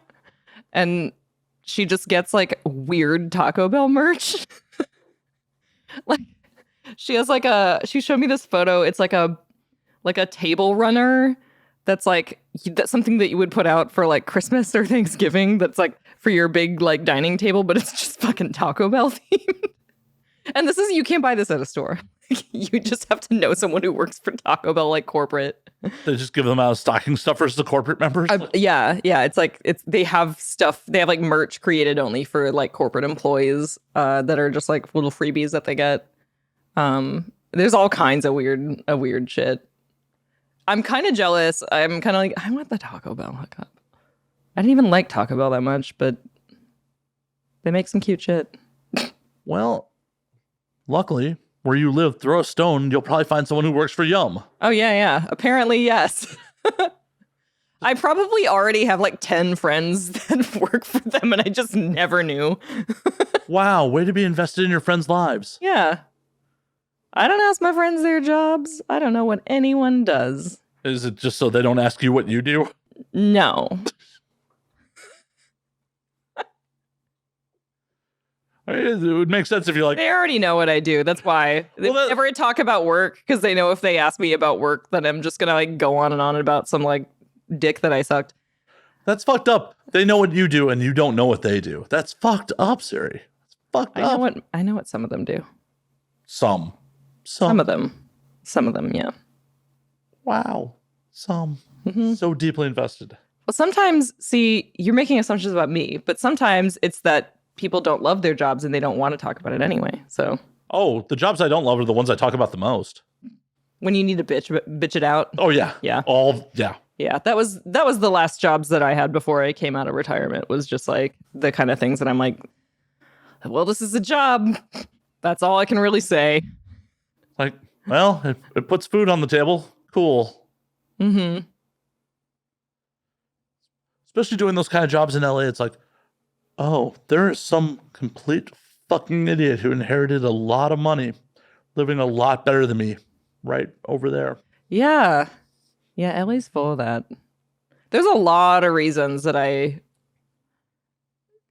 wouldn't really voluntarily live permanently in this city anymore. I'll add that one to the list now. Thank you. See, the thing about it is, I honestly do love living here. At least pre-pandemic, I definitely love living here. Like, yeah. That 2 years of sitting in this fucking apartment, I'm like, man, I am paying for the price of admission in an amusement park and sitting in the parking lot. Oh my God. Yeah, that's a really good analogy. Yeah. Because honestly, pre-pandemic, I definitely felt LA is worth the price of admission. Like, the opportunities here, the entertainment options, just everything that the city's got going for it. Oh, yeah.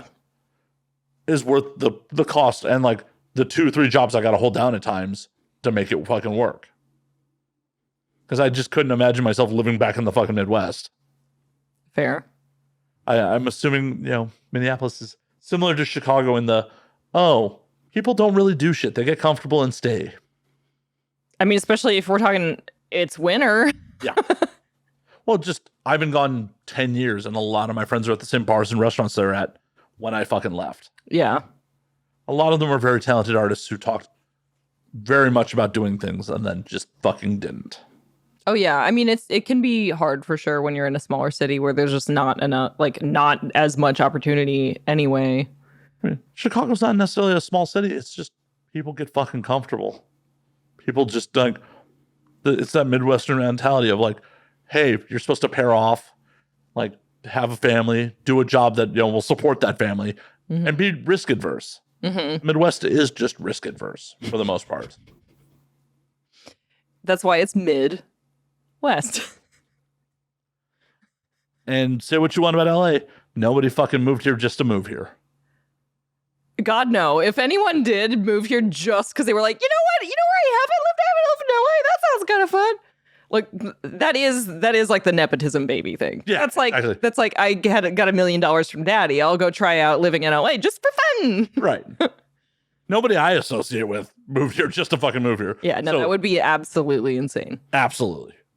So it's inspiring to me to be around other fucking creatives that are actively working towards trying to accomplish something. Yeah. Even if they're fucking delusional. And if you have an ounce of self-awareness, occasionally you have to look like, am I one of the delusional ones? Fuck. Am I? Shit. But then you keep doing it. Yeah. And like, I like that. I like that a lot. Instead of people just talking a big game about like, oh yeah, I'm going to be a professional musician. Well, then go be a fucking professional musician and go suffer for your fucking art. Don't go back to your fucking day job and play music on the weekends. I kind of do both. Yeah, but it's okay if you want to do that. If you're like, hey, music's my hobby. Music's not like, is music the career you're trying to, yeah, full time? Yeah, that's fair. I'm like, I suffer for my art by having to be present in LA for a week out of every month. That is my suffering. When that week is complete and I have finished my work in LA, I'm so happy to fly back to Kentucky and go be a bum in my house with my cats. Well, and I would like to interject. And I feel like I have truly... I'd like to interject. You suffer for your art just for the nature of your art. Mm-hmm. You have to be like, if you're fully conscious and aware of what you're doing, which obviously coming out of retirement and coming back to this, you are. You know what the stigma is, the bullshit that comes with it. Oh, yeah. So... yeah, I got to have the, hey, parents, I'm doing porn conversation not once, but twice. It wasn't a phase, Mom. There was the, hey, parents, I'm doing porn conversation the first time, which went poorly. Then there was the, hey, parents, I'm not going to do porn anymore conversation, which was miraculous for them. Then there was the, hey, parents, I'm going to quit my fairly well-paying, like, reliable job that's not porn and going to go do porn again. Which was, that was fun. Yeah, that was... imagine. Yeah. Do you ever, like, regret taking that time off? No, not at all. I think I in retrospect, I mean, even at the time that I made the choice, I knew that I had to. Like, literally for my own mental health. I was just like, not in a good place.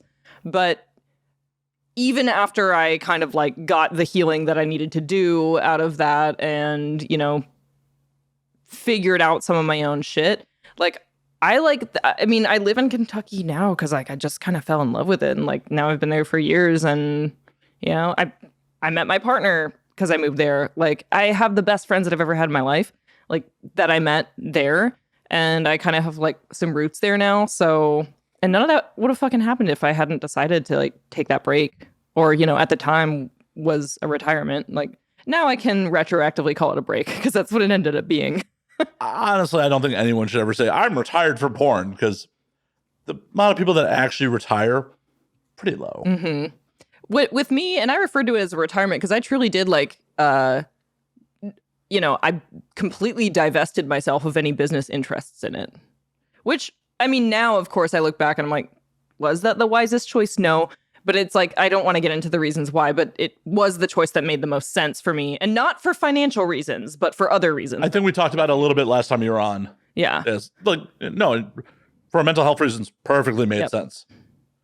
I was just curious, and like, with rose-colored glasses on the 5 years out. Mm-hmm. No, one of the reasons that I'm most glad that I did decide to leave, and and I'm more glad that I decided to come back after 5 years, but that 5-year interim was like, when I started porn when I was about 23, so I was already kind of probably older than a lot of women when they start, because it is more common, I think, for people like 19 to 21 to start out.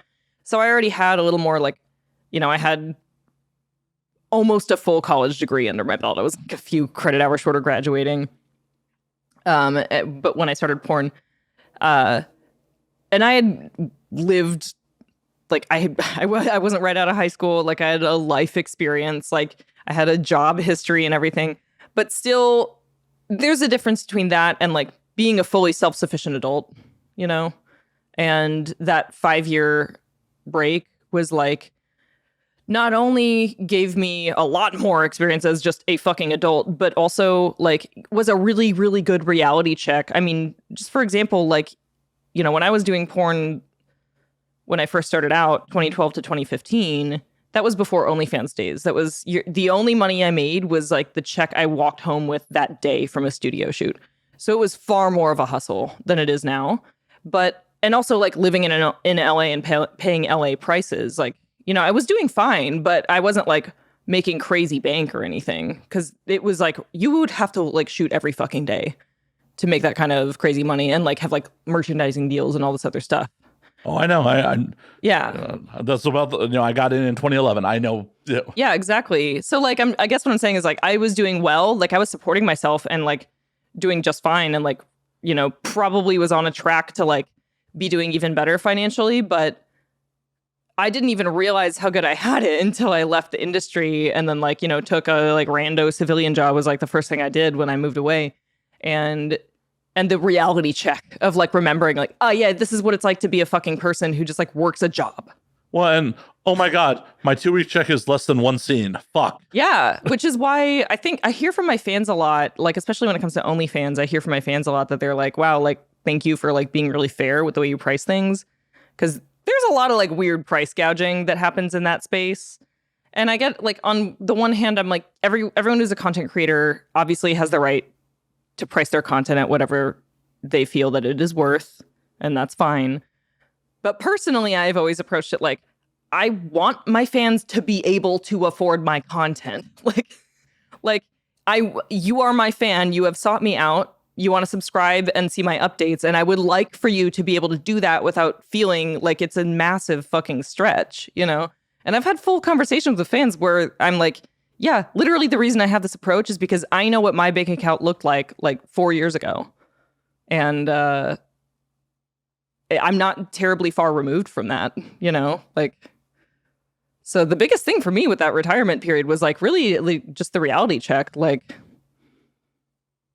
remembering what it's like to like have this 3-year period where I was, quasi famous as a porn star, and then basically just like toss it all in a trash can. And I don't know if I've probably never shared photos of it because I think it's too personal, but I will just describe like basically what I did when I like left the industry and moved is I like dyed my hair really, really dark and like cut big, thick bangs. Honestly, not too far off from my hair right now, but like really thick bangs, dark hair, and like big fucking chunky glasses. So like I did like my own little Clark Kent. I was like, I'm secret now. No. I just work for the Daily Planet. Don't mind me. But yeah, like I literally was just like, all right, just normal, boring job. Sorry, I just got the idea of you doing a porn parody of like, oh, don't mind me. I just work the Daily Planet. Is that a dick that needs sucking? And just turning into the phone booth. Sorry. Accurate. But that's also why I have like zero fucking patience for performers, like of any gender. I think the stereotype tends to be like younger women in porn who have like a diva mentality, but also there are plenty of male performers who have this. But like, I just don't have patience for folks who have like massive egos in this industry. Why are you here? Yeah. See? I don't know. Okay. Talking more shit in my own apartment. Jeez, Siri. Down. You're referring to your own ego? Oh, yeah, of course. Is it massive? Totally. It's absolutely wild. The people, like the egos, like some people, it's like, especially some of these performers, it's like when they're being shitty to directors and PAs and shit like that, like these people that are employing you have been around since you were in diapers. Literally, yes. Yeah. And they're going to be around well after you're gone. It's so, I hate to make it like super reductive, which is what I'm probably about to do anyway. So I guess fuck it. But like, and I don't say this in a way that I'm like trying to like I love being a porn performer. Like I could take 30 minutes and list all of the detailed reasons why this is my favorite job. And literally something that I do feel is akin to like a calling, which is weird to say because it's like, I don't have a spiritual feeling about sucking dick, but there's so many reasons that this works the best for me in my life. Then if you don't have a spiritual feeling about sucking dick, you're a very good actor. Thank you. But like, there's something about this, like, yeah, I guess it is just that, like, when, like, I've seen performers like develop this like kind of outsized ego very quickly. And as someone who, I don't think you'll probably find anyone who's ever worked with me who would be like, yeah, Siri has an insane, terrible ego. Like, I think I'm a pretty reasonable person, but But it is wild, like after my experience, like for like gaining success for my first 3 years and then just like literally like going off the map entirely and living very anonymously, like I would sometimes get recognized, but like I've worked really hard to not be recognizable. And just realizing, like, having this big reality check of like, you can have fun and have a career in porn and you can make a great living, and like that can be so satisfying. And like some of us are in it because we're exhibitionists and we like attention and all this stuff, and that's fine. Like there's nothing wrong with liking the job for those reasons, but like to make it your whole fucking personality, or to think that like it makes you somehow more important, is so, it's so wild to me. And it honestly just makes me sad, because it's like you're not gonna do this. Like you could have a career of some sort in porn forever, but you're not gonna be actively a performer until the day you die. And well, I don't know, maybe. Well, but like, you know, hopefully not, because that means you're probably dying young. Right, yeah. So, but you know what I mean, is like, well, no, I'd say this to performers all the time. Like, there's only one Lisa Ann. The amount of performers that make it to that age and like are still relevant. It's like the 1% of the 1%. Yeah, I know Lisa. Lisa's a fucking hustler. Like, her business acumen is fucking. No, she's seriously like a businesswoman. Right. But you could say that about almost any woman in this industry who's super successful. Like most of the time when someone gets to that level, it's because they're very wise with business. But there are definitely some people that are very successful, at least for a short amount of time, that don't have the best business acumen in the world. Oh, true. I guess I get what you mean. That is, we see that a lot. I'm thinking of performers that have a combination of very like incredible success with longevity behind it as well. And that seems to be like kind of the combination there is. Oh yeah. Well, it's the various reasons people get in this business. Like, are you getting into this business because you see it as a good business opportunity? Or are you getting into it because you just like, having sex? Or are you in this because you had no other opportunities? Like, the people that get into it because they view this as business first, and like, those are the ones that really fucking thrive in the long run.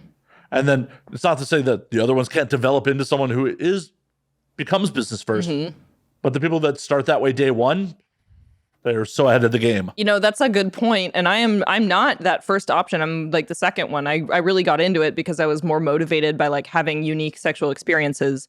And I understood that it was a business, but I didn't come into it with a ton of business knowledge on the front end. And I have developed that knowledge over time and figured out what works. Look at you evolving as a human being.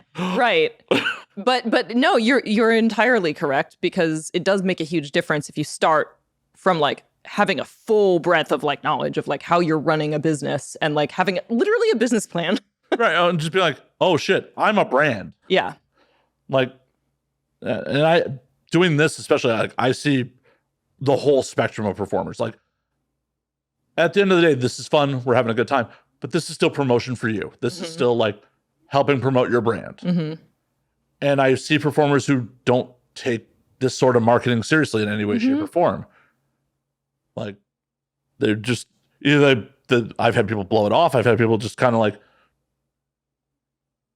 just not take it seriously in any way, shape, or form. And it's like, oh, you're probably not long for this business in the grand scheme of things. I'm like, I don't wish any of those people any ill will, but it's just the basis of, it's the reality. Professionalism goes a very long way in this industry, because there is, especially when you're dealing with like younger folks, there can be a lack of it.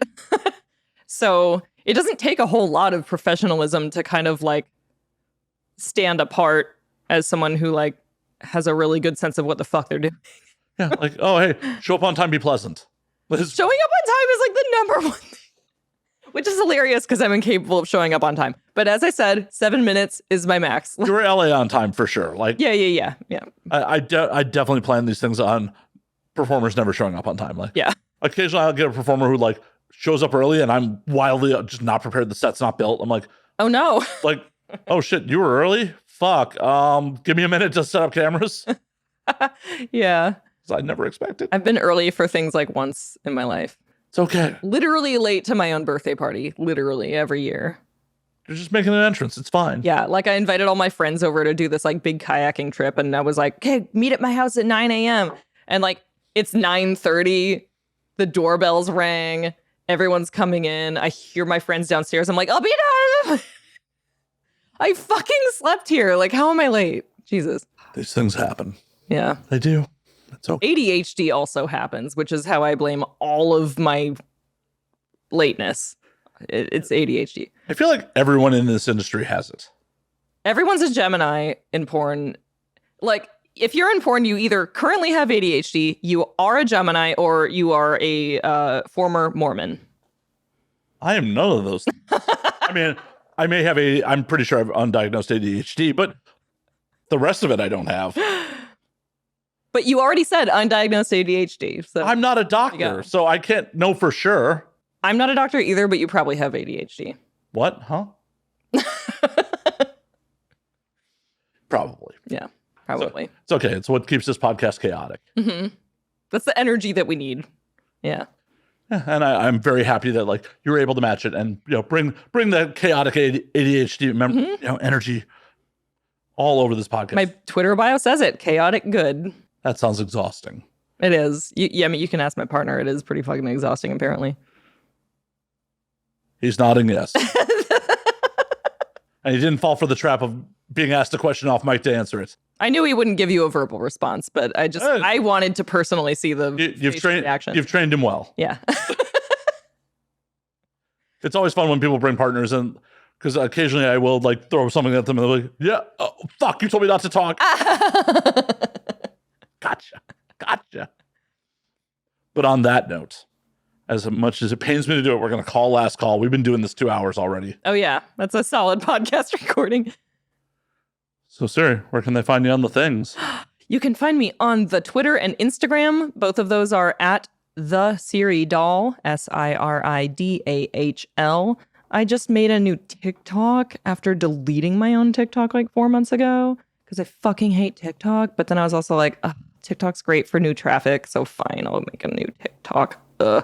If you want to follow me on TikTok, stupid app, it's the.dahl, DAHL.house. And other than that, just SiriDahl.com. The Twitch. Siri Dahl is my username on Twitch. Also easy to find. And it's also linked to on SiriDahl.com. Look at that branding. Holy fuck. Yay. Mm-hmm. See, you already have better business acumen than so many other performers like that don't have fucking 20 different names for their goddamn profiles. Like, yeah, it's hard. It can be hard. Sometimes if you're not on it, then your fans or like, weird leechy people will squat on all your username options. I'm painfully aware. Because as always, you can find me at Matt_Slayer on Twitter and Matt Slayer on Instagram. Because some motherfucker. You can find you can find my Twitch at twitch.tv/MattFNSlayer, because same. You can find the Patreon at patreon.com/MattSlayer, home of the video versions early, the whole back catalog, the uncensored versions. Yeah. The stuff that YouTube will not allow me to post at patreon.com. And you can find the podcast at And Now We Drink on Twitter and Now We Drink _ on Instagram, because that's camp too. And until next week, drink up, motherfuckers.